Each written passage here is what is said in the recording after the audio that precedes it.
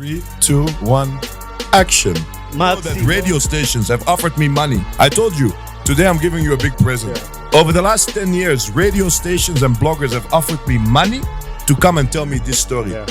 And I have never opened up about it because I was in a relationship with somebody else and I didn't want to disrespect her name. I'm from a beautiful place, the Pearl of Africa. Hailing with a 256, it's in my blood. That's a gem where the mountains rise. With stories untold, the tapestry of cultures unfolding, so vibrant and bold. A symphony of stars, a celestial light. The drums beating, echoing through the night. Just like a beacon of light, a reflection that's coming up from the Nile. I'm flowing straight into the heart of Africa with timeless stories untold.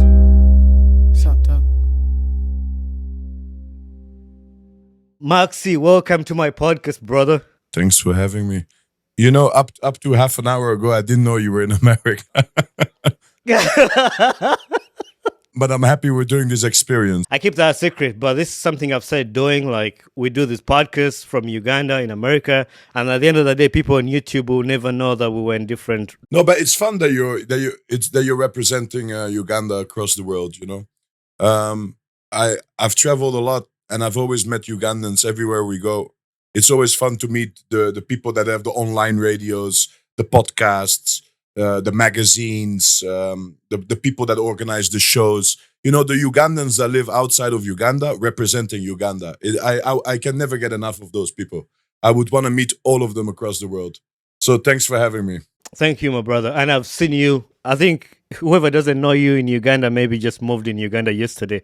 It depends which industry you work in, of course. But yeah, I get fairly recognized. That's for sure. I mean, I'm happy. I have a fan base. They've kept me going. They've kept me up. That's what we do it for.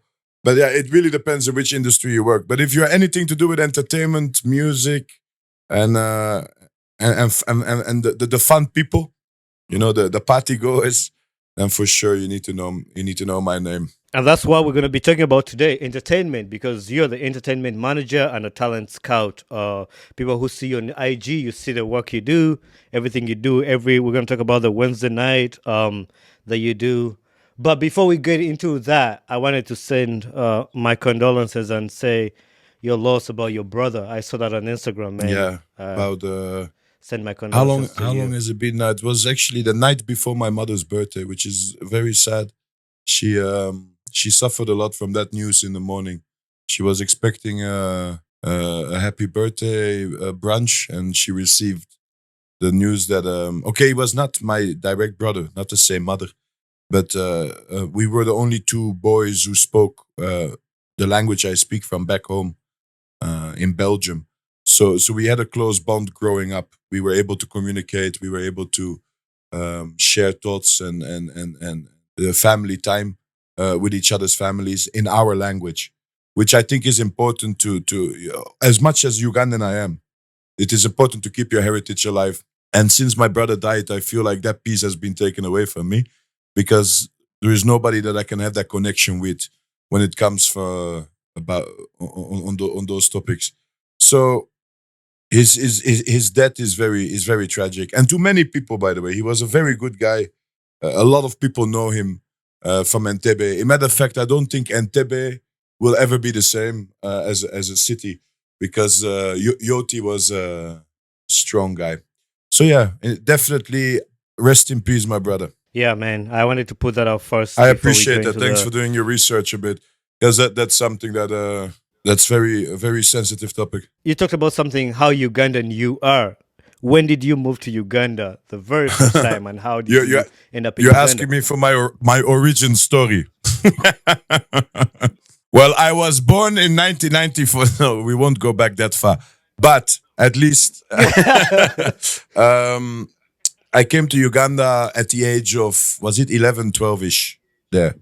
My father is very well connected in Africa. And he's always very close to the Congolese community. So we always had our roots in Africa. We always had uncles and aunties and stories and you know, Africa was always close to us as a family. But by the time my parents decided to actually make that move, we are moving to Africa. I remember the day they told me and my sister, we are going to Africa. We couldn't believe it. A matter of fact, everybody we knew, of course, those people I don't know anymore. I've left that life behind.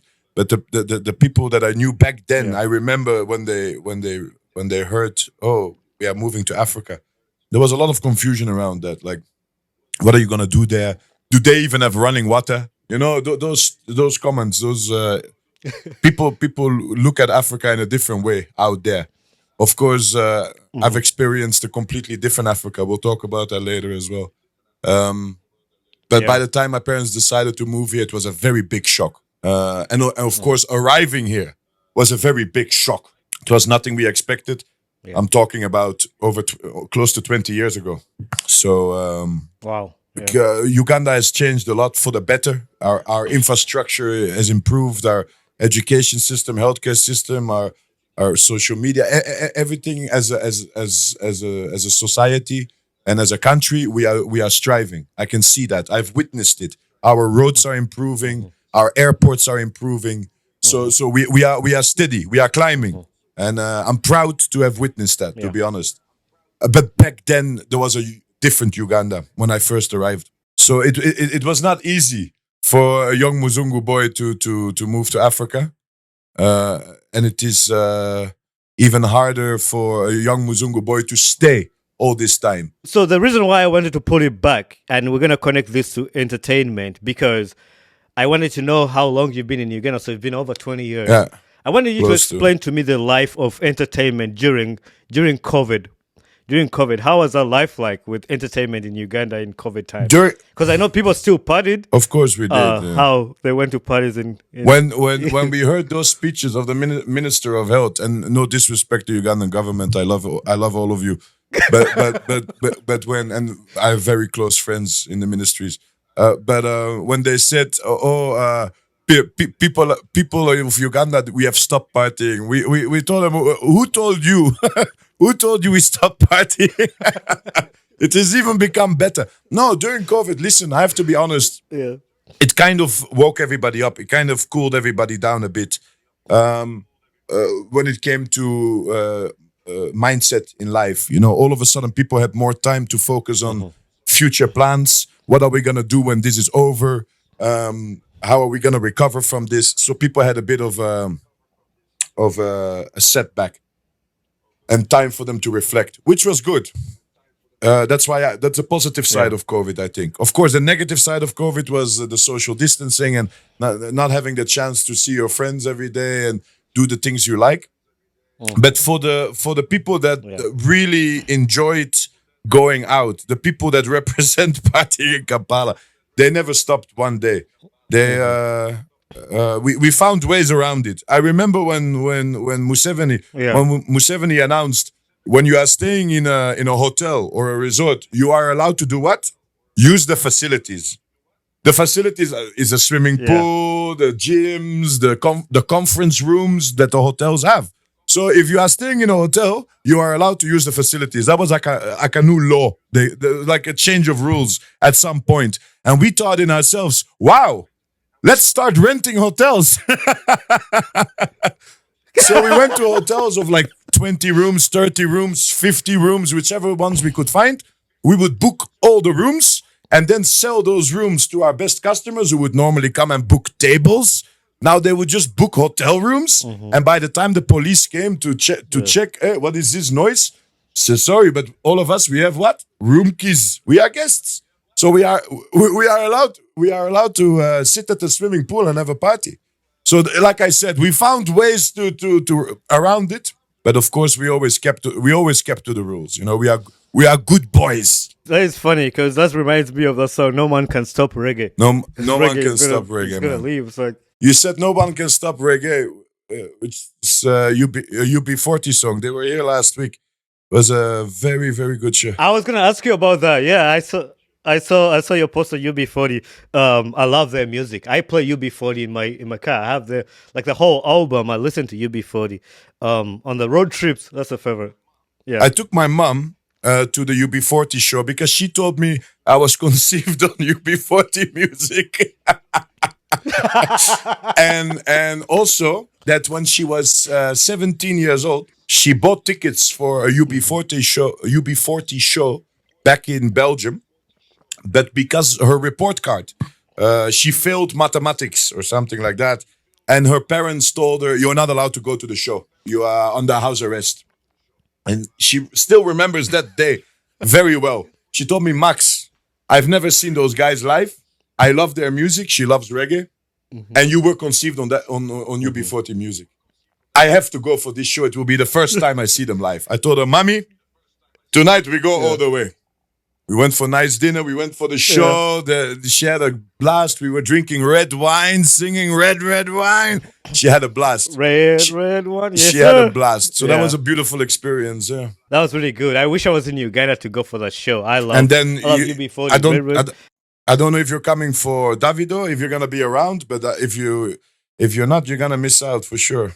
I know. I saw the video. March 20. Is it 29? Yeah, it's 29. Yeah. 29. Maxxie, tell us about Muzungu. You mentioned a Muzungu coming to Africa. How has that been like for you coming to Africa as a Muzungu? I called myself a young Muzungu boy when I arrived in Uganda, because before I arrived in Uganda, yes, I was a Muzungu.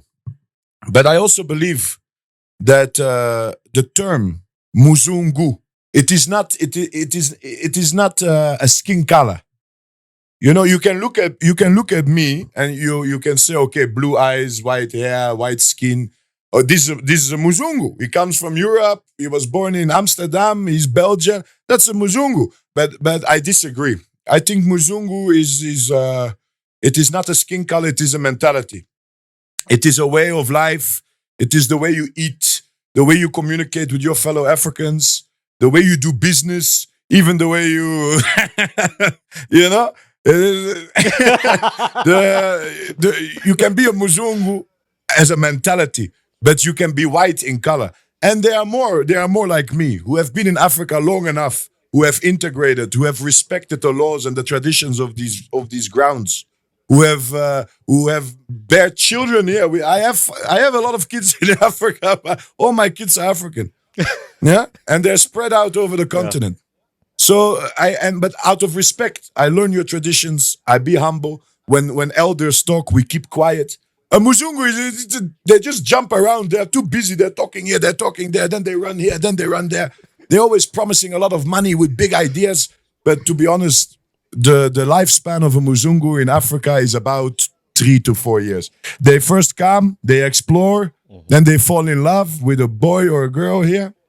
Then they'll come back after a few months to maybe try to open like a small shop or work for an international school or apply for a job at an embassy. But after 3 years, they can't survive.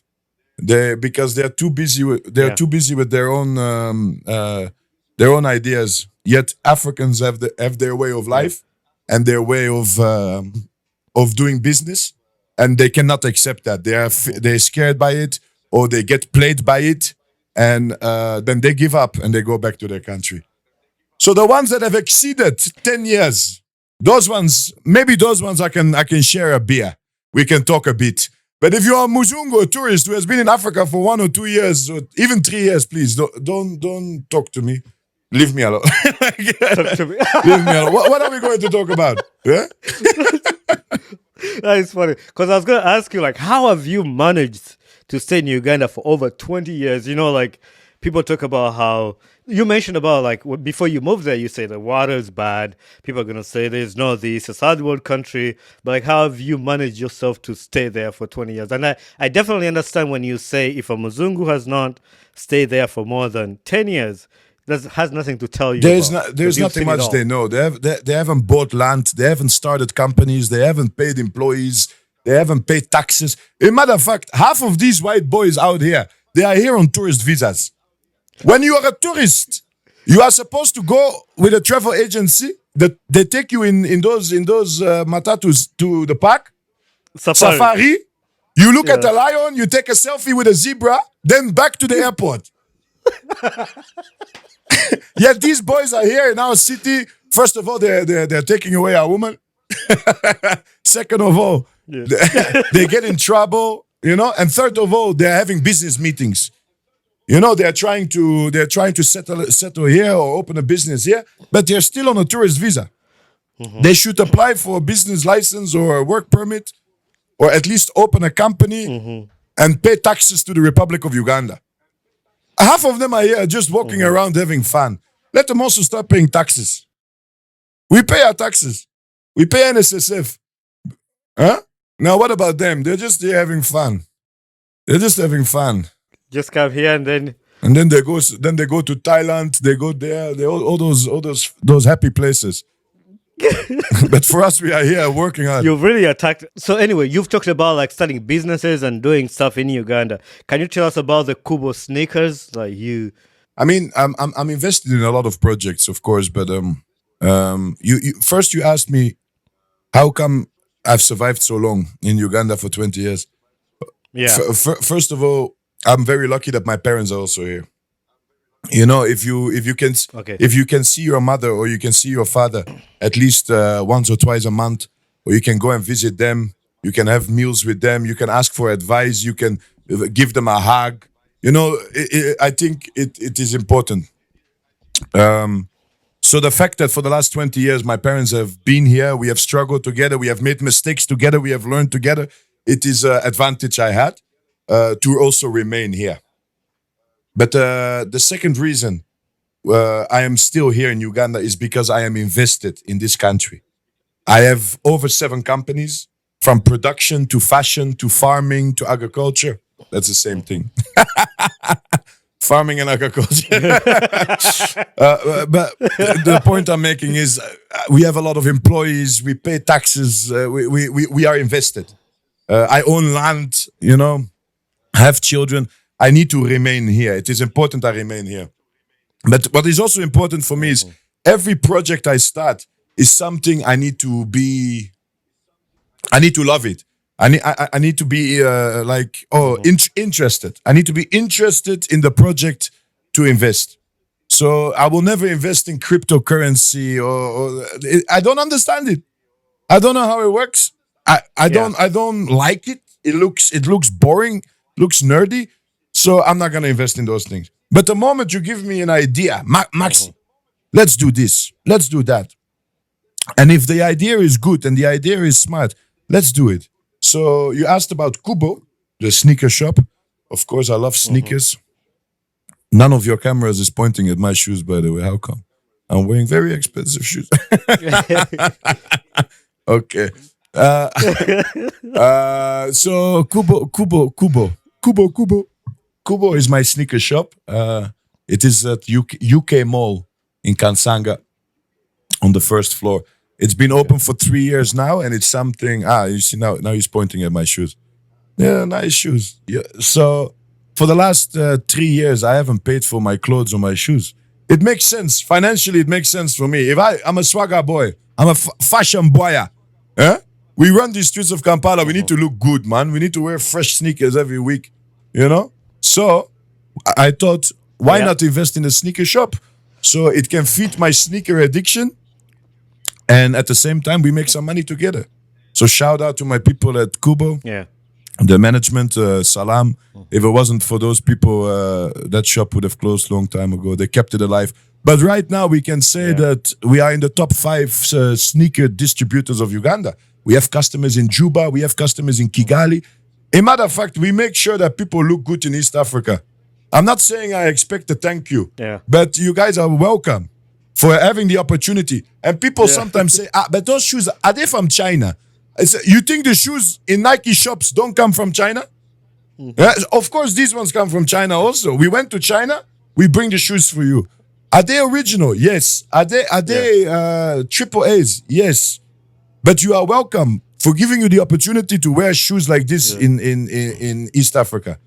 We have to respect the people that push fashion. I think the mentality of Ugandans when they think about China, you know, they think about the Chinese phone, like phone yam China. You know, the bad product that come from China. True. But you can see even people with iPhone, people with an iPhone, check on your iPhone, it will say it has China on the back of it and assembled in California. No, designed in California and assembled in China, which is the same as made in China. In China, yeah.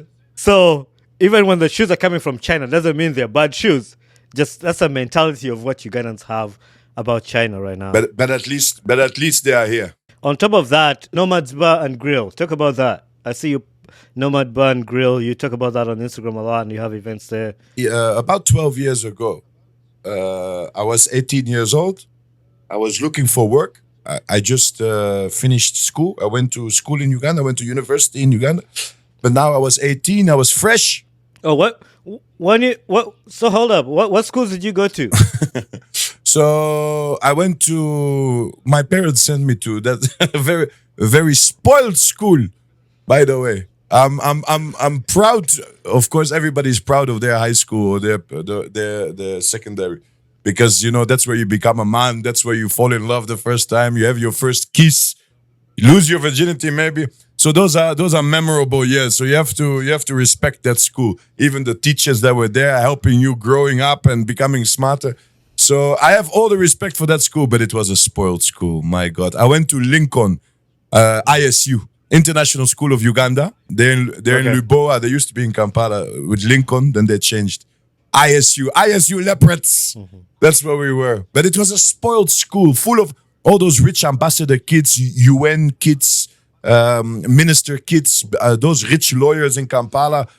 It was too expensive. When I found out how much my father was paying for international school, I told him, Papa, you could have sent me to a local school. At least I would have learned Luganda fluently. Now I'm here stuck with 50-50. And I went to a very spoiled school, but I respect my father, how he handled that. It was a good education. Yeah. I have a lot of connections from there. I went to school with all those rich Indian kids, Kampala kids, the top of the top. So my connections, I have to admit, I'm very happy that I went to that school. But I was spoiled. And then I went to Nkumba University for a bit. But I've never been a study guy. I've been a working guy. I always wanted to work. So by the time I was 18 and I was looking for a job. I worked in some restaurants as a restaurant manager, bar manager. I was training the staff, things like that. At Serena Hotel, many places, by the way. I've worked in many places. I've always been a hard worker. But it was never working out for me. And one day I told my father, Papa, Kampala, it's not working out for me. It's very tough. I can't find a job that pays enough of money. Nobody wants to pay for my work permit. Those things are expensive. For Muzungus to work in Africa, they have to pay is it $2,000 a year? I don't even know. Me, I'm a citizen now. But $2,000 a year, that's a lot of money for anybody, a company or an employee. So I told my father, please book for me a ticket. I go back to Europe and I will try to find work over there. And he gave me the money. And then I was on my way to Kampala when a friend called me, no, come to this place. I want to have a beer with you. We talk. And while I was there, my friend JB Razor, I don't know if you know JB Razor, but if you don't know JB Razor, you don't know Kampala. He works for Chameleon. So JB Razor was there with me, and Chameleon walks in that bar. Chameleon looks at me. He recognized me because my parents were best friends with his first wife. You know that song? Dorothea, Kwangala. So Dorothea is like my auntie. So Chameleon is like my moko. He was my in-law. I understand. So Chameleon sees me, says, Max, why don't you come and work with me? Why don't you come and follow me? There is a lot to learn in Kampala. There's a lot of wisdom I can give you. So I said, is this the God gift? Should I stay in Kampala? Should I work with Chameleon and follow him and learn from him? Or should I go back to Europe? And it was a very difficult decision for me. And I asked my father, Papa, is it okay if I go and work with Chameleon? He told me, is that really what you want? Don't you want to go and work in hotels or restaurants in Europe? You're European. We are the best in restaurants.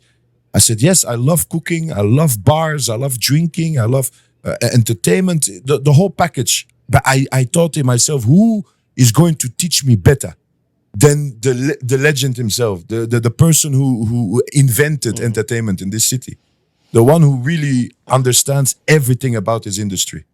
So I told my father, yes, I want to work for Chameleon. Please allow me. He told me, okay, fine. I'll give you 3 months. You can go work with Chameleon. You run around town. You go places. In 3 months, if I don't see you've improved in any kind of skill or wisdom, I'm sending you to Europe. So after 3 months, Chameleon had taken me to over 30 cities and 2 countries. Wow. And I told my father, now, is this enough proof for you to allow me to stay in Uganda? And I continue working in this entertainment industry. It is an industry I appreciate. The cameras, the lights, the sound, the music, the studios, the dancers, the instruments, the editors, everything about it is just, it's sexy. There is something that's sexy about people that create. And my father saw the passion in me and said, okay, fine, you go work for Chameleon. And it was the best decision I made in my life. And it was I've been with him for over 12 years with Leon Island. Of course, at some point I had to ask him, and I thought he was going to be mad at me. But I asked Chameleon at some point, I told him, Jose, I've been with you now for was it 7 or 8 years? Full time. I even stayed with him in Seguku for almost a year. So we were close, very close. And we are still very, very close, by the way. We talk almost every day. I see his pictures all the time with you on Instagram. Yeah. We are brothers, honestly. I even call him my African father. And everybody in Kampala knows, hey, what's that Chameleon, that Muzungu. He's not easy. I was raised by my anjas. Be careful. So at some point I had to tell him, Jose, it's been an amazing experience with you all this time. And you've taken me, I think we've been over 200 cities together, all over the world. So it's been amazing. The man I am today is the man that Joseph Mayanja has shaped. He used to kick me under the table and say, keep quiet. Don't talk. Listen and learn. You know? There were times I was being that jumpy Muzungu. He would cool me down. Go ahead, sit down. Keep quiet. Where's the car key? Did you bring my shoes? People used to call me his backup dancer. Hey, you're Chameleon's backup dancer. I don't. If they want to abuse me, it's fine. Yeah. I've learned. Chameleon doesn't pay you. I'll be honest. Did he pay us a lot of money? No, but he took care of us. We were always wearing nice clothes. We were going to the best places, the best restaurants, the best hotels. We were getting the best food. All the alcohol for free. Everything we wanted was organized for us. Yeah. And on top of that, we had a mentor. We had a teacher, the wisest and the biggest in Kampala. So he paid me in wisdom. He paid me with experience. Right now, I can walk into any building in Kampala. You want me to go to MTN? You want me to go to Coca-Cola? You want me to go to Nile Breweries? I can enter that building and people say, hey, Chizito, where's Jose? How is Chameleon? Hey, you are here? You are here for a meeting. Okay, let me get you water. Anywhere in Kampala, because of the reputation Chameleon has given me. So by the time I asked him, Jose, I'm growing up now. I want to do my own thing. Is it okay if I take some distance from you instead of being with you every day, going to Masaka, going to Jinja, going to... He's a very busy guy. But let me at least come with you for those international shows. We go to Nairobi, we go to Brussels, we go to, wherever we travel, we can travel together. But then I also focus on my own things. And he told me, my brother, please go out in the world and show them what is Leon Island about. Show them how powerful we are. And don't forget to use my name. I thought he was going to be disappointed in me that I was going to leave Leon Island and focus on my own things. Yet he was proud of me. And he was happy that he was able to teach me a lot of things over those years. And now he sent me out in the world with the permission to use his name. Tell him, you make sure people know where you came from. And whatever you do in life, be proud of that. And of course, I will wear Leon Island on my sleeve for life. A lot of people wouldn't want to open up about that and give credit where it's due of somebody who has helped you through life. But I like to hear when you give credit back, like, hey, this guy helped me to build who I am today. A lot of people won't do that. When you get somebody down. And not only me, half of this industry can thank Dr. Jose Chameleon for his contribution towards their reputation. Anybody. Yeah. If you have used him in a photo shoot, or he has come to represent on your album release, or he does a feature on your song, or he just showed up to look at your art in any way possible. Jose Chameleon has raised at least 80% of Ugandan industry, music industry, entertainment industry.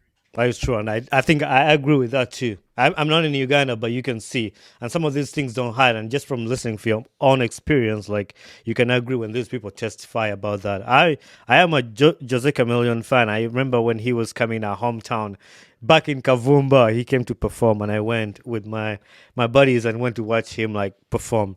And that's good that you talk about Jose like that and the entertainment industry and what he has done for it. Yeah, that's about Nomads.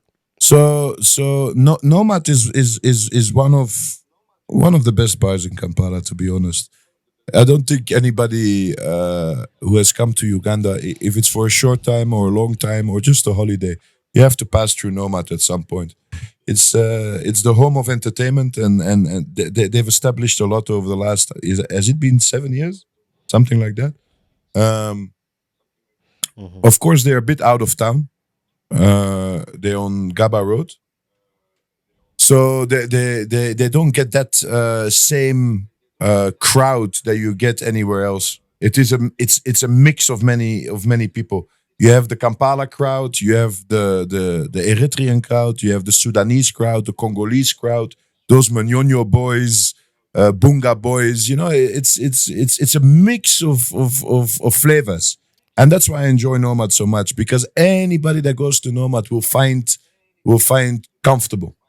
The service is great. They're clean. They're organized. The security team is on point, and on top of that, a mix of many African flavors. I'm not only talking about the females, of course.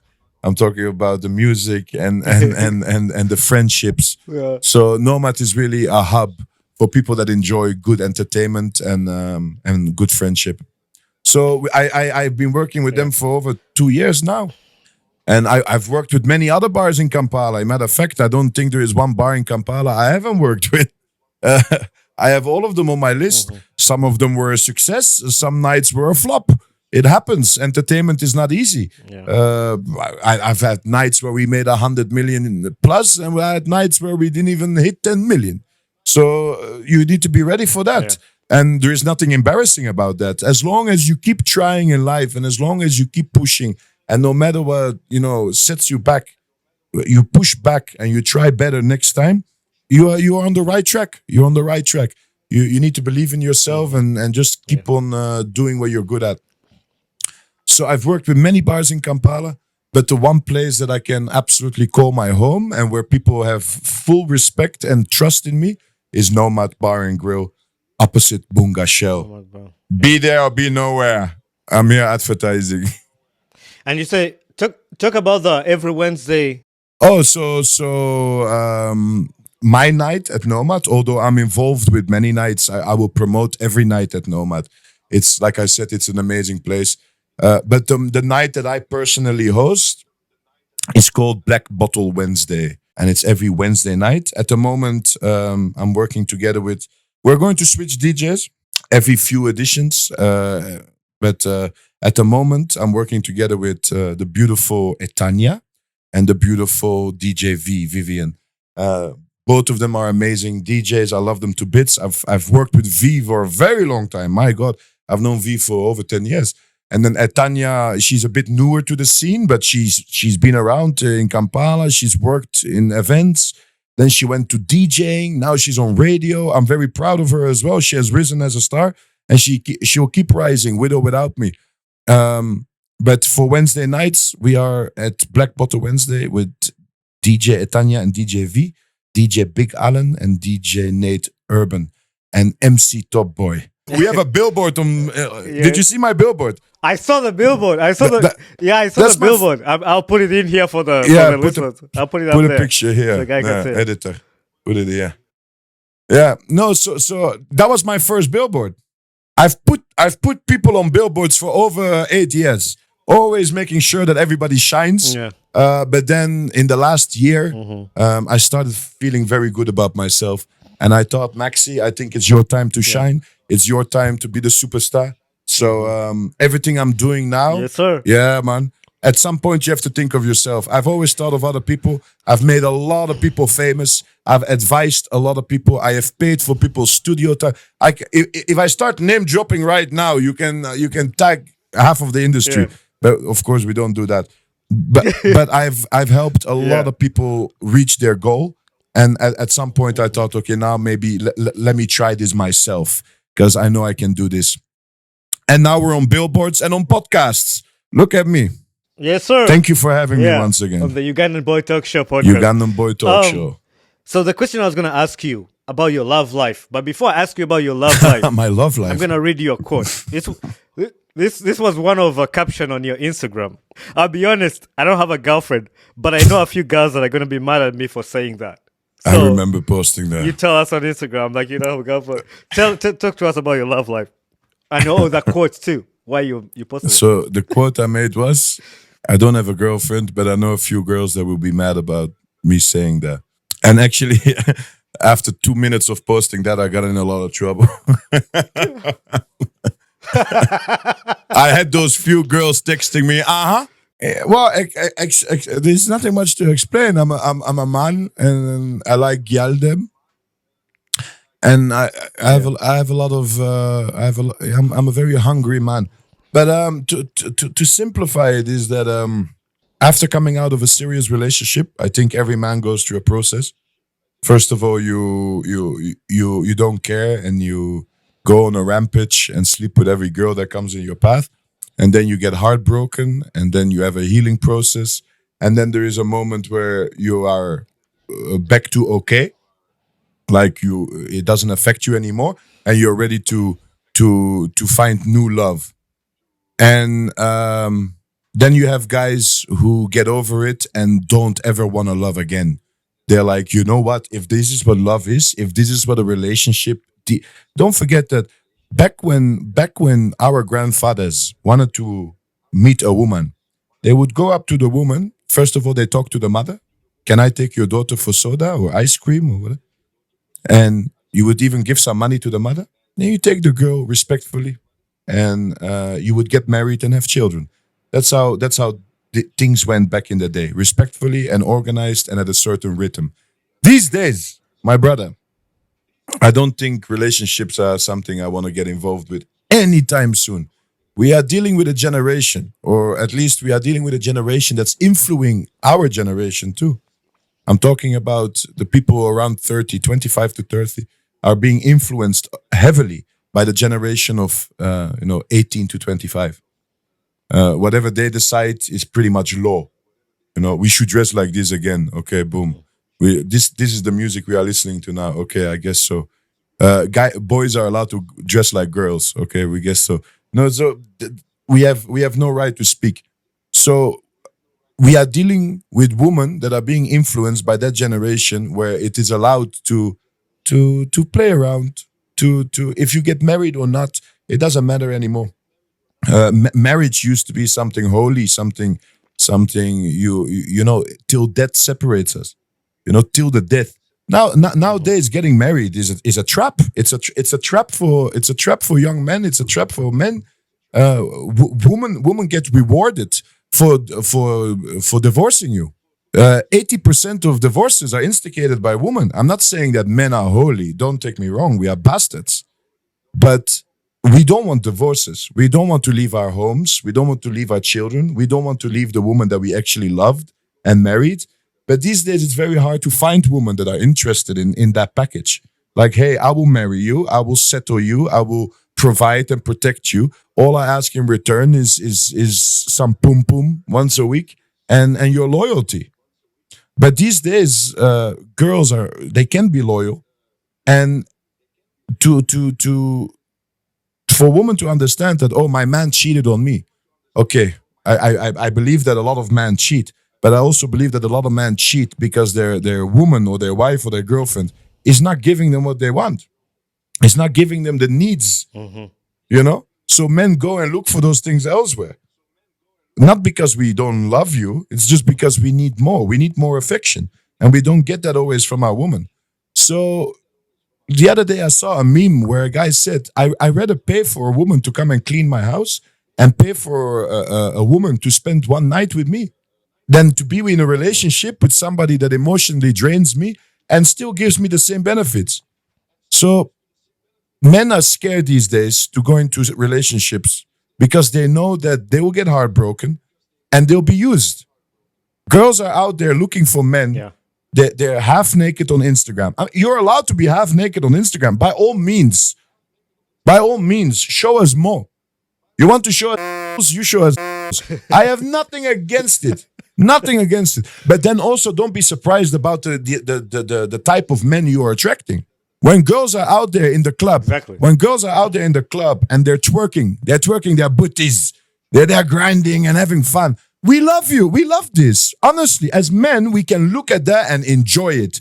But I promise you, ladies, there is not one man that's looking at you and sees wife material. We are looking at you because we want to sample you. So if you're out there on Instagram, half naked, and you're out there in the clubs twerking for men, then don't be surprised that the men you're attracting are not the ones that are interested in marrying you. They're interested in being with you, buying you some new hair, and we have our way. You also happy? Everybody happy? Okay, next. Let's continue. And that's the attitude that young men and young girls are having these days. Relationships are very hard to come by these days. People are just together for 1 month, 2 months, call it quits and move on to the next. So I don't want to be part of that, especially coming from a very long relationship. I decided to be very single with very many options. And it's working out for me. Yeah. It's working out for me. I have time to focus on myself. I have time to focus on my mental health. I have time to focus on my recovery from my past emotional traumas. And at the same time, I'm getting all the pum-pum that I'm looking for. So it's okay. For me, I'm okay. I'm not saying that I don't advise young men to get married or to get in relationships. That's not what I'm saying. I'm advising young men to first love yourself and to respect yourself and to know who you are before you give half of your life and your wallet and your time to somebody you don't even know. First love yourself before you love somebody else. That's a famous quote, but I've learned it the hard way. And the only thing I can say is enjoy life. Yeah. If you're a young man, don't focus on women. Focus on your art. Focus on what you want to do. Perfect it. Become better at it. Make money. And then start thinking about marriage and relationships and girls and things like that. For now, just party at Nomad. I don't think there's a way I can put that better. I think you've put it away, like elaborated it better for anybody who is listening to understand. Like I like this podcast. Yeah, I like to listen to you talk. And that right there, what you just said. If somebody has ears, they've listened and they've learned. And sometimes we share these stories from our own experience for somebody else who has not gone through it to avoid it. But if you listen to it and you don't take it, you might have to do the same thing somebody went through that they're trying to avoid you to say that. But I appreciate you saying that, and for all the young men out there and the women out there, for them to hear from this perspective. Absolutely. Woman, I am not a woman, so I cannot speak for women. You have your own opinions about men, but the only difference is we are not out in the street demonstrating against women. We know we need you. We agree. Yes, you give birth to us. Yes, you are our emotional strength. You are the person we rely on when we need support, mental and emotional. Yes, we agree to all of that. Yeah. We have. I don't think there is one man that has ever said, including Andrew Tate, he has never said woman. He has never said we don't need woman. No man has ever said that. But there are a lot of women out there that are saying they don't need us. We don't need no man. I make my own money. I drive my own car. Okay, I'm very happy and I'm proud of you, ladies. And continue being independent and working hard. I promise you. There is a bigger group of women out there that are looking for men, that are looking for husbands, that are looking for fathers of their children and want to build a home and want to start a family. But they're being depressed and pushed away by social media that just want to influence the way we think about men today. We are the ones climbing up in the electricity poles to connect electricity. We are the ones driving the trucks to transport your food. We are the ones working in the mines to produce oil for your electricity so we can watch TV together. You also need us. So one thing I want to tell to women, please, I love women. You are God's gift. You are beautiful. We love you 100%, but stop demonstrating against men. As much as we need you, you need us. Yeah. So the faster we start working together, like our grandparents used to do. This generation is spoiled and they're confused. Let's go back to how we did it in the Bible. You are a man, I'm a woman. And we work together 50-50. We love each other 50-50. And we'll figure it out. As long as we love each other and trust each other. But it is very hard to speak like that these days. Because people they will cancel you. The cancel culture. Cancel culture, yeah. Speaking of that, I've had a topic in the past episodes I've released about women asking for transport money. What is your view on that? By the way, and I'm very happy that Spice Diana is the only female celebrity that actually jumped on top of that and said, ladies, you shouldn't. Out of everybody, I'm happy Spice Diana was the one that said, ladies, I don't agree with this. And I'll tell you why. Is a guy supposed to pay the bill after a first date? Absolutely. 100%. If you ever go on a date with a guy, he asks you, hey, can I take you for a cup of coffee? Nice to meet you. Can I have your number? Can we go for coffee? Can I take you for ice cream? And you take that woman for ice cream, you pay for the ice cream. There is no discussion there. But if we meet on Tinder, or we meet in a bar, and you want to come and me, or you want to come and... why should first send me money for Uber? Are you mad? What are we doing here? I don't even know you. We met last Friday in a bar. Let's meet somewhere and we'll figure out how it goes. If we like each other, yeah, I'll take you for dinner. But I'm not gonna pay for somebody to come all the way and then you come along with like two friends, you know, and then those two friends want to drink JP Chanel as well, you know. So then you keep on being used. And that's what I mean with this generation. They have figured out a way to just drain us. Oh, send me 50K before I come. What the fuck are you talking about? That is not correct. Yeah. That is not correct. But like I said, a gentleman, a man, a young man, especially young man, elderly gentlemen, they're elders. They're allowed to demand things. But for young men, behave. Be a gentleman, open the door for your girlfriend, pay for the ice cream, pay for the coffee, drop her at home, back to her mama on time, and build a relationship. That's how you do it. That's the correct way. But if you are coming to Jiggy Jiggy, you pay for your Uber. That is good. That's a good take, and I like how you put it. Like, yeah, if we met on Tinder, met last night, why would I send you money? I don't even know you. Exactly how you put it. I don't want to repeat the words you already said, but I like how you put it. To all the girls in my life at the moment, I love all of you. You're equally as important to me. I hope we can all be friends. And some woman might say that what I'm saying is wrong, but I promise you, I know girls that have 4 or 5 boyfriends. So why can't I have 4 or 5 girlfriends? Yeah. Yeah. One is paying for rent. One is paying for dinners. The other one is a side boy who sends you money from London once a month. So let us also hustle with our woman. Now, you've said you've been in Uganda for over 20 years. You've seen everything that has happened in Uganda, everything. Now, but I want to switch gears to your political views. You've been in Uganda for a long time. What are your political views? Do I have political views? Let me check my notes. Absolutely don't mention Bobby Wine. Okay. Notes for my management. Yeah. No, I don't think I have political views, to be honest. I'm very happy with NRM in power. We're talking about Ugandan political or like generally, or we're talking about Uganda generally. Yeah, Uganda. I'm happy. I mean, we have Museveni, we have Mohozi coming up. We all know that.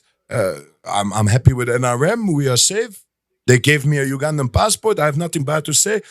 Of course, everybody wants to see younger people in power. I understand that. A younger person, a person from our generation, is easier to communicate with, is easier to understand, is easier to, it works better. But I think Museveni has done a good job. The strongest army in East Africa. We are very safe. Okay, the education and the healthcare system is still, it's creating itself. It will become better over time. But I think we've done well. I think he has done well. Museveni is a good guy. He has a sense of humor, which is also good. Yeah. And then Bobby Wine, I guess, is the second person you would talk about if you ask somebody a question about Ugandan politics. What is my opinion about Bobby Wine? He was my friend before he was a politician. So if I have to take that aspect away and give you my political opinion, yeah, he should continue fighting for his for what he believes and for his ideas, but he should not make it violent. He should not maybe push too hard. I'm very proud of what he has accomplished abroad. He's brought a lot of attention upon Ugandan politics. But as long as everything stays peaceful, as long as people don't die, I think it's becoming a bit too aggressive. So I would like it for things to go more um, politer.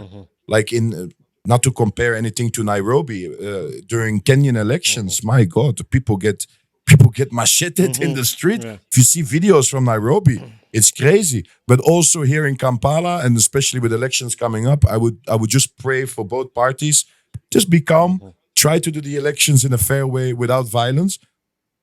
And I think everybody would appreciate that more than just Fighting. two people with two different colors shouting at each other. It's not the right way to do an election. And I guess that's my political opinion. There's nothing more to say about that. I like how you said it, and I like how you say it for both parties without abusing nobody, without saying anything. Yeah. I like that aspect because we need to respect people's opinion. Like, you're okay to support whoever you want to support. Exactly, You're freedom okay, of speech. Yeah, you're okay to love whoever you. Do I agree? Do I agree with everything that Bobby Wine says? No. Do I agree with everything that Museveni says? No, because we are different ages, different colors, different backgrounds. So you have different ideas, and everybody is allowed to have a political party that promotes those ideas and speaks the truth about those ideas. But it doesn't mean everybody has to agree with each other. But it also doesn't mean that we have to start killing each other over it. So Museveni is a cool guy. He's a good president. Bobby Wine is a good politician too. Let them just let's keep it calm. Yeah. The worst thing is when I see people being tear gassed, people being beaten. I don't want us to promote Uganda like that. The international media is looking at us during those elections are happening, and we don't want to show people that Uganda is a violent country because we are not. No, I really like that. I like the way you put it. There's no best way to put the political view and the way you elaborated it with the things they've done. Yes, Museveni has done a lot of good things. Bobby Wine is fighting for a lot of good things. He has helped inspire a lot of young kids. I love him. I love Bobby Wine. And bless them both. Yeah, and bless them both and hope they're all on the goal to help our country for the best. Earlier, when we were studying the podcast, you mentioned something. You mentioned the name Chizito. I want you to give me the story of the name Chizito. How did you get the name? Yeah. So, and I told you in the beginning of the podcast, I told you that I'm giving you a big present today. Let me, because this is the big one. I've been in Uganda for 20 years, man. It's a long time, and I believe that everybody needs a certain persona or a certain ego that helps you push through whatever you're trying to accomplish. That's why we have created titles like doctor somebody, or a judge, or or professor, or so those are titles you give people that have accomplished something, and because of that title, you respect them. You don't speak back to somebody that has honorable on his business card. You let that person talk, and then you will take the conclusion after. So my name Chizito is like that. It is a way to make people understand that I do deserve respect. You do stand up when I walk into the room. You do shake my hand, and you do let me finish when I'm talking. Because I'm not saying I am one of you. Yes, I'm a Ugandan. Yes, I am a citizen. So I'm a Ugandan citizen. I've been here for 20 years. I've helped a lot of people. I've advised a lot of people. So I needed a name that could reflect on that. And at the time, at the time, I was in a relationship with a girl, and her name is Audrey Chizito. Mm. And I was 17 years old. I was 17 years old, and she was studying in Canada. She's Ugandan, but living in Toronto. Okay. I fell madly in love with her. I still am madly in love with her. I don't think we'll ever stop loving each other. So I went to visit her in Toronto, and the mother was also coming from Uganda, and we were together in Toronto, and we had to buy a bus ticket, and the mother paid for all of us a bus ticket, and she put it under the name Chizito. So all of our names, Audrey Chizito, Berta Chizito, and then my name was Maxim Kizito. They just printed it out to have bus tickets. So I was looking at the ticket and I saw Maxim Kizito. I said, oh, that's actually really, it sounds good. MK, Maxi Kizito. But I didn't really think of it as anything at that time. But it was an idea that got stuck in my head. And then by the time I decided to stay in Uganda and work for Chameleon, I thought to myself, I need something that protects me. I need an image or a name that protects me from being the stupid Muzungu, which I am not. Mm-hmm. I need a name that when people hear it, they want to know who that is. And when they see me, they want to know who I am. Mm-hmm. Like, who is this dude? How come he keeps on making, things happen? Yeah. And I think the name Chizito reflected upon that. It's big, it's powerful, it's heavy. All the things I am. So by the time I had to pick a name to protect myself, I thought of the love of my life and the bus ticket that her mother bought me one day. Mm-hmm. And I thought, okay, I think I'm going to run with that. Maxxie Kizito. And it stuck. All the Boda drivers, everywhere, ah, Chizito, So it's just a good one. Yeah. I liked it. I liked it. And it stuck. And it reminds me about, my first love. Yeah. A woman I'm very loyal to and very much respect. But yeah, that's like you say, the name is heavy itself. Like even the meaning of the name, like it's a big name, like. Do you know that radio stations have offered me money? I told you, today I'm giving you a big present. Yeah. Over the last 10 years, radio stations and bloggers have offered me money to come and tell me this story. Yeah. And I have never opened up about it because I was in a relationship with somebody else and I didn't want to disrespect her name. And of course, this story talks about the only woman that I've ever truly loved, who is Audrey Chizito. And the fact that I chose that name, I guess the story is now yours. I appreciate and you that. can do whatever you want. I appreciate that. That means a lot to me. I really do appreciate that, and it's been a blessing. No, because you're giving me the chance to actually explain it fully. Like I said, this is the first time I've been on a podcast, and radio stations normally give you only 1 minute. You're giving me the time I need. Yeah. So that's why I'm giving you that story. It's a beautiful story. I love it. And I will carry that name with pride. I'm proud to be a Ugandan. I'm proud to be in Uganda. Yes, sir. And I will always do everything I can to make this industry better. Yes, sir. I got some more questions for you. What are your future plans now? I think I'll move to South Africa soon. I want to go check out what's happening over there. I get a lot of requests to go to South Africa. So we'll probably do that. We're going to talk about like Africa entertainment. The shows that I've been in Uganda, I've seen you with Conscience, I've seen Blankets and Wine, Rust and Rhymes, concerts that have happened. And if you can sum up that package all together and talk about that. Entertainment in Africa is rapidly exploding, to be honest. You see, the Grammys have made a section for Best African Awards. You see that bigger stars are coming to Africa to perform. You see that African artists are reaching out to the world, and in places I've never would imagine they would explode. Like I know people in Ireland that are doing Amapiano parties. I know people in Korea that are booking Burna Boy. So it's incredible how fast we have grown and how much African music and art and culture and fashion in general is spreading across the planet. And I'm happy about that because it's an industry I've been working in for a long time. It's an industry I love dearly.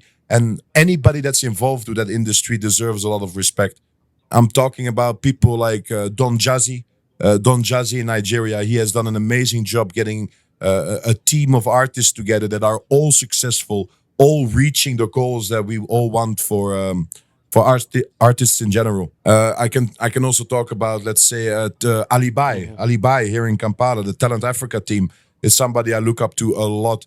His production value is amazing. He really looks at artists or shows that could make an impact on the city, the artists that people appreciate and respect.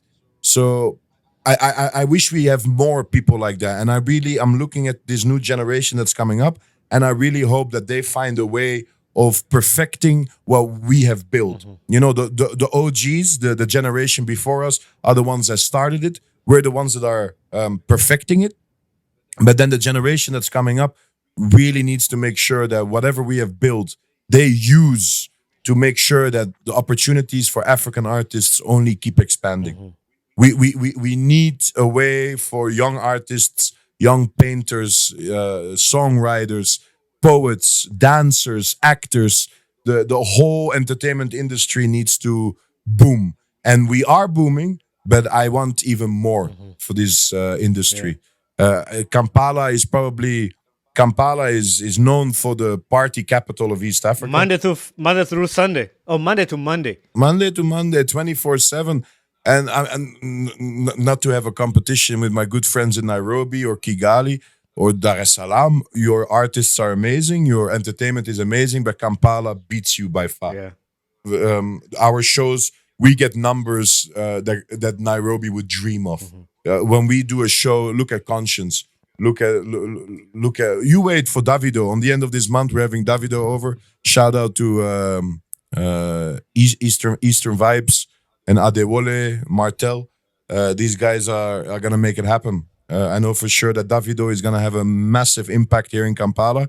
It will be an amazing show. He's an amazing artist. He's a Grammy-winning artist. He had an amazing year of entertainment behind him.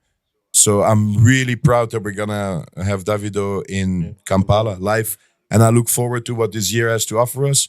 I know for sure I am working on some big projects. Unfortunately, I can't talk about those yet, but I could blow your socks off right now if you know what's coming for Kampala. We are ready. We are a city that's growing, and entertainment will only get bigger. You're in entertainment industry in Uganda. I'm going to ask you a question. I've seen it surrounding social media, but you never trust anything. But since you're the source, you're going to rectify this for all of us. I've seen people say that, is it Blankets and Wine that's been cancelled in Uganda? It's not going to happen anymore. Was it Blankets and Wine? Is that the show that they say it's the last one in Uganda? So, as far as I know, because I'm very close to the people at House of DJs, I don't know how much involvement they have with the legal side of things. But as far as I can see, Blankets and Wine will probably stay in Kampala. I don't know who's going to manage it. I don't know who's going to execute it. I don't know the court cases, or I don't even know if there is a court case. But I know for sure that it will stay because it's very profitable. People, when something makes money, you don't give up on that. You don't just say, oh, okay, we've done how many editions? 18 editions or something? Blankets and Wine is really... or even more.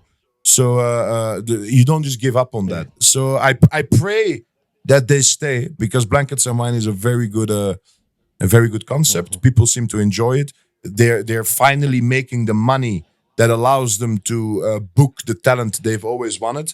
They've done well. I remember one of the first editions, or was it the third edition or something, was Southie Soul, which was amazing. You know, so they've always brought good talent. But now I think they've reached a level where they can do, big things. Like Conscience. Conscience was amazing. Conscience was an amazing show. I'm really happy that we are looking at Jamaican artists again. Okay, I'm proud of the Nigerian music industry, to be honest. Like I said, I'm a big fan of Don Jazzy and the way he has built a platform for Nigerian music to cross the planet. And Nigerian artists to perform in stadiums like... Madison Square Garden and the O2, and like that, we would have never imagined that 10 years ago, 15 years ago. So I'm proud of that. But at the same time, we've only had Nigerian artists in Kampala for the last 5 years, which I'm happy. Their music is blowing up. But at the same time, when I saw Conscience perform, now pull up, girl, Yeah. pull up. You know, it was like, wow, there's that, you know, that bad girl. You know, it brings out something different than the Nigerian music does. So I hope that we don't only look at Nigerian and South African artists, although they're the closest to us, and we should help each other promote our music. But we should also bring different styles of music, and of course mostly go back to the Jamaican music, the reggae, the dancehall. It was so entertaining to see Kampala behave back on dancehall. I was actually going to ask you, when are we getting Burna Boy, but you just talked about like how we only get Nigerian artists. Burna, let me be really honest, I don't think Burna will come anytime soon. He's overpricing. I don't know if that's his management that's doing it, but I have an issue with it, to be honest. And not just with Burna Boy. I reach out to artists at least 5 times a week. I reach out to different artists. Big ones, small ones, producers, mega stars. If they reply, they reply. If they don't, they don't. I send emails. My team is always looking for what's new, what's next, who can we bring, even if it's a one-hit miracle. We're always looking for new talent, new artists to bring over to Kampala, even if it's a one-hit miracle person.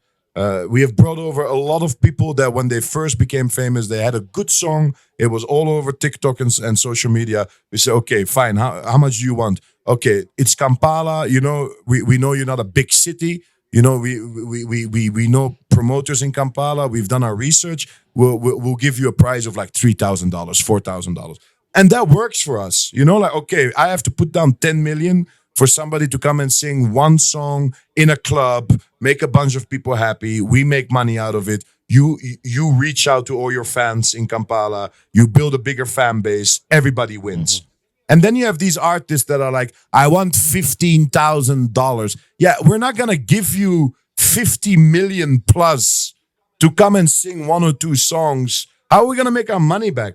How are we going to, it doesn't make sense. On a scale, I wish that the African managers and the managers of Nigerian artists could say, okay, if we perform in London or if we go to Madrid or New York or Sydney, please charge the hell out of them.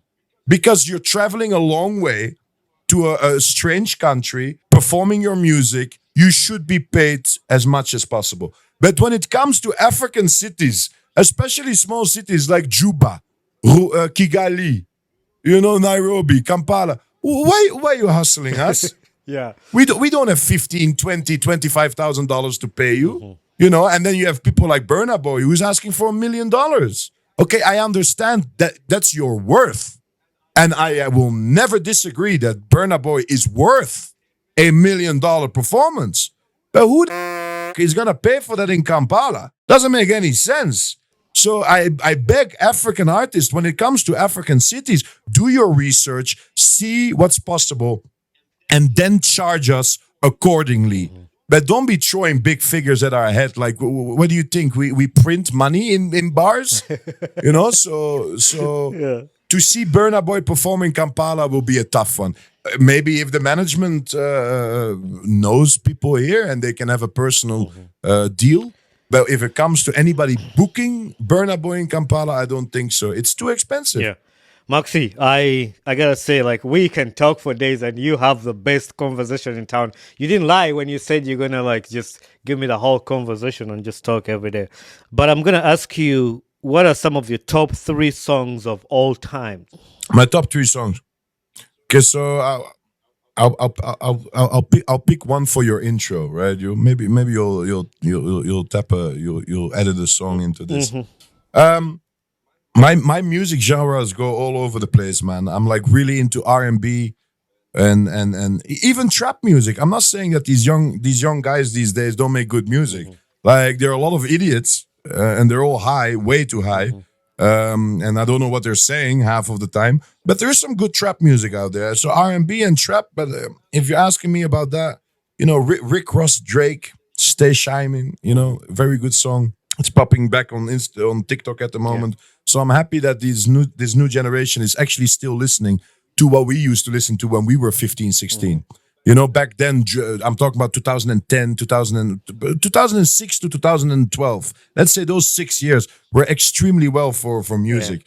Drake was popping, Rihanna was popping, T.I., Nelly, Ludacris. We had a lot of good music. I'm from the 90s, so I know that these guys who were born in the 80s say that their generation was better. I think that whoever grew up in the 2006, 2010 era knows the best music. So I would say Rick Ross and Drake, any music there. I have to shout out to my Nigerian people, of course. At the moment, I listen a lot to Omale. Yeah, Omala is good. I see he's on a world tour, making a lot of boyfriends jealous. I don't know what the he's doing. I swear, if Omale pulls my on stage, goes behind the curtain, and then grinds with her, no. I'll climb on that stage and break his nose. But he's an amazing artist. I love him to bits. But please don't come to Kampala and be pulling those things on us, because I know some guys, they will climb on stage. Have you seen how he's taking women behind curtains? Yeah, I saw the clip of it. But big shout out to Omale. The song, Reasons. Reasons is fantastic. Yeah. Give me 3 of your top songs in Uganda, just out of Uganda. In Uganda at the moment, what's that song? Ducks Vibes. What's that song with Ducks Vibes? Is it Vinka and Ducks Vibes? Yeah, Believe. I do believe in God. I do believe in Jah. Yeah, man, that is popping. So that's something that's hot at the moment. But I have to pick out a classic as well. I'll throw in some Peter Miles, probably some Peter Miles Frontline. That's some good stuff. And then another one, my third one quickly. I don't know. Chameleon? Yeah, I was going to say. Banana. Yeah. Yeah, man. Maxxie, I'm going to ask you 3 questions. What's been a life lesson you've learned in life to this point? Well, I mean, everybody lives a different life, right? So I don't know where you grew up. I don't know who's listening and who's watching this, and wherever you grew up and the struggles you've had and the disappointments you had and the pain you've had. A lot of people grow up differently. My mom, my mother, my mummy, she owns an orphanage. She has an NGO. She saves kids. That's pretty much what she does. And extreme cases, child soldiers, prostitution, witchcraft, sacrifice, all those really extreme cases where even police call her in the middle of the night, hey, we found the baby wrapped in a cavera, thrown on the street. Things like that. Really tough stories. I don't want to get too much into it because she's a very tough woman, but she always believed in love, right? So whenever she would save these kids, it's always about loving them, respecting them, showing them that life isn't that bad. But life, to be honest, is very tough. And if you ask me the lesson I've learned, I couldn't tell you because I'm still learning every day. I'm turning 30 this year, which is a big step. I'm turning 30, the 3rd level of life, the 3rd floor. And I thought I had it all figured out back when I was in my early 20s. And I thought I have it figured out right now. But I bet if we do this podcast again 10 years from now, we would say that we didn't know anything. Yeah. So by saying that, I want everybody that's listening to know that don't let anybody pressure you about what you know already or what you're about to learn, because nobody has figured it. I don't think anybody in the world has figured out life. Every day we learn new things and every day we improve ourselves. But if you're just true to yourself, be honest, and have a lot of fun, that's the most important. And the rest will figure itself out. That's good. The other question is, what gets you excited about life? Boom, boom.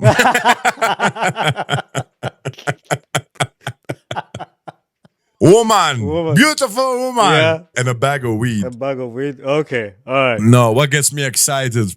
What gets me excited?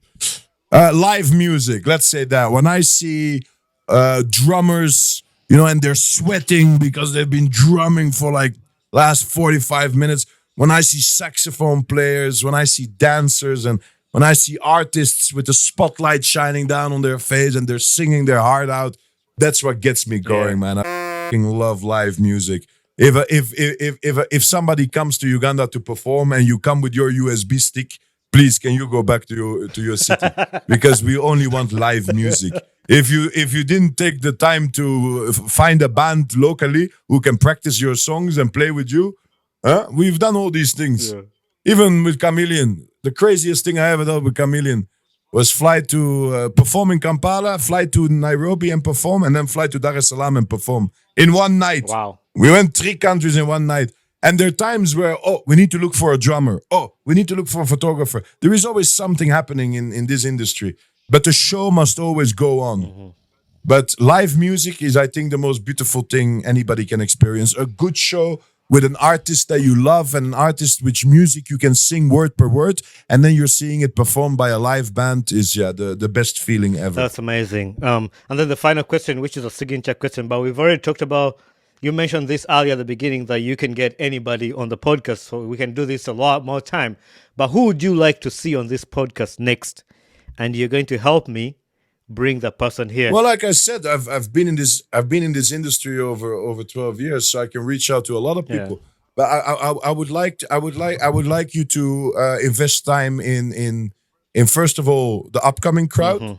You know, you don't necessarily need to get people that are artists or I mean singers, but you can get a lot of people that are innovative and creative. Yeah. And then, of course, I would like you to focus on the OGs. You know, the people that really know what they're talking about.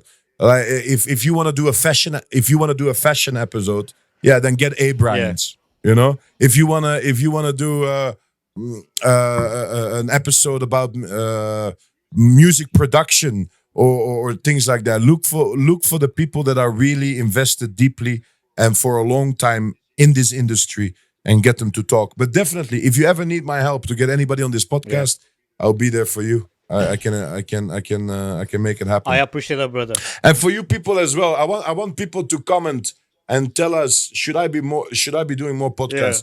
Because it's the first time I'm talking on a podcast, but I'm feeling comfortable. So I might do this more. I like it. They should leave a comment. Exactly. And see if people like what I'm talking about. Yo, what's up, everybody? My name is Maxxie Kizito. Today I'm at Dancesoft Studios on the Ugandan Boy Talk Show. I'm really happy to be here. Please check it out and follow for more. Yes, sir. Is there any other final word you want to say to the listeners, and then we'll wrap this up? You have a lot. Yeah, I have a lot. Anyway, Maxxie, thanks very much for being on the thank you so much for having me, bro. All the best in the US. Let me know when you come back to Uganda. We go to Nomad, we party a bit. If you want me to come back on this podcast, please like and subscribe. This guy is the best. Thank you for representing Uganda out there. Thank you, sir. And we'll see each other soon, I know for sure. Maxxie Kizito, sign out. Hey there, this is Bani Kibuka, the host of the Ugandan Boy Talk Show. Thanks for watching and listening to my podcast. If you enjoyed this episode, make sure you share it with a friend and recommend somebody to this podcast. Don't forget to leave a feedback on this podcast, because that's how we grow. And also don't forget to share, like, subscribe, and comment. Join us on our social media platforms on Instagram, Twitter, Facebook, and YouTube. So we'd love to hear from you. Thank you very much, and be blessed.